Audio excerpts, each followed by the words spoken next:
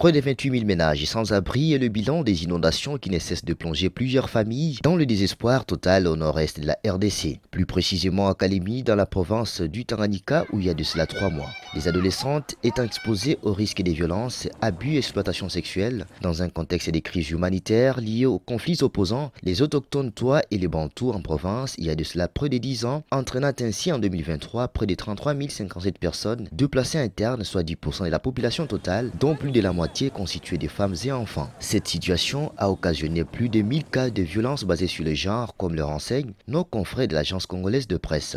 Par ailleurs, plus de 35 000 élèves, dont plus de la moitié constitués de filles, ont été affectés par les inondations dans le Tanganyika, emportant 87 écoles sur toute l'étendue de la province, comme on peut les lire sur le site de la radio Okapi. Prise en sandwich entre le majestueux lac Tanganyika aux vagues déferlantes et les rivières Kalemi et Lukuga, la population de la ville portuaire de Kalemi, ancien Albertville, sous un regard impuissant des décideurs politiques humanitaires, voit du jour au lendemain disparaître sa ville. Cette catastrophe naturelle due au changement climatique n'a épargné personne, allant de la dégradation des infrastructures routières, scolaires, sanitaires, de bars-restaurants, des bureaux administratifs, de maisons d'habitation, de marchés publics, de ports de Kalemi, Moba, Muliro, Kabalo et Kongolo pour ne citer que cela. Ainsi, cette situation, qui n'a rien de normal, ne peut que conférer à la province du Tanganyika en général et à la ville de Kalemi en particulier les statuts des zones sinistrées au regard des impacts négatifs sur la situation humanitaire alarmante. À Kalemi par exemple, l'organisation féministe Solidarité des jeunes filles pour l'éducation et l'intégration socio-professionnelle SOGIFEP en sigle, œuvrant dans la promotion et la protection des droits de la jeune fille, voit souffrir les filles et jeunes femmes malades qui viennent solliciter des soins de santé sexuelle et reproductive, le tout par manque d'accès à la clinique médico-sociale de Kalemi pour elle, Semeska pour elle en sigle, comme en témoigne cette patiente. Mujane kabisa. Bwanangu anafanya kazi ya soda miaka 15 bila hata kuleta kumuyua. Na bakia na bayatima, mtoto wangu alikufa wanaacha watoto. Mtoto wangu alikufa na mimi na kwa kuzala, anaacha mtoto amdemwa.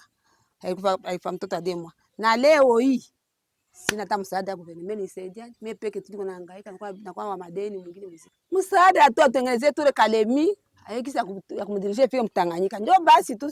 Nikasema leo nipatie nguo, nipatie saki ya bunga. Nitakula niache tamani na ningilia tena. Kumbe nitengeneze tu Kalemi ndio kifupi changu. À cette situation malheureuse ayant entraîné la fermeture du principal boulevard Lumumba au niveau de l'entrée même des enceintes cabritées, le quartier général de la MONUSCO par l'autorité urbaine à cause du danger imminent représentant ces sites, alors l'unique voie d'accès à la clinique Semeska et d'autres structures sanitaires de référence pour les populations défavorisées. À celle-ci s'ajoute le scellage par le parquet général du Tanganyika de bureaux et locations de ces quartiers généraux connus étant comme patrimoine de la société Filtizaf, mais revendiqués à ces jours par la division provinciale de l'habitat, ceci n'épargnant pas la structure gestionnaire de la clinique Semeska, qui est l'ONG féministe Solidarité des jeunes filles pour l'éducation et l'intégration socio-professionnelle, SOGIFEP, pendant que l'organisation et d'autres locataires revendiquent leur loyer payé. Ces situations paralysent les activités de l'ONG féministe SOGIFEP dans la ville de Kalemi, qui malheureusement ne reçoit pas d'appui institutionnel pour pouvoir se doter d'infrastructures adéquates afin de mettre en place ces bureaux et services au profit de ses bénéficiaires aujourd'hui en situation de sinistre. Comme toute la population de la ville de Kalemi et de la province du Tanganyika en général, l'organisation féministe Solidarité des jeunes filles pour l'éducation et l'intégration socio-professionnelle sont appelées désormais à adapter leur programme d'intervention en contexte de changement climatique et lancent un SOS aux décideurs politiques avec l'appui de leurs partenaires techniques et financiers pour des mesures urgentes et durables d'atténuation et d'adaptation face aux effets liés à la montée criante des eaux du lac Tanganyika suivie des inondations. Il faut noter que la montée des eaux du lac Tanganyika affecte le programme de cette organisation au Sud Kivu, notamment à Uvira et Fizi, territoires aussi touchés par les inondations en leur partie riveraine connectée par la ville de Bujumbura au Burundi, affectant ainsi les petits commerces transfrontaliers opérés par les filles et jeunes femmes vulnérables et défavorisées de cette région.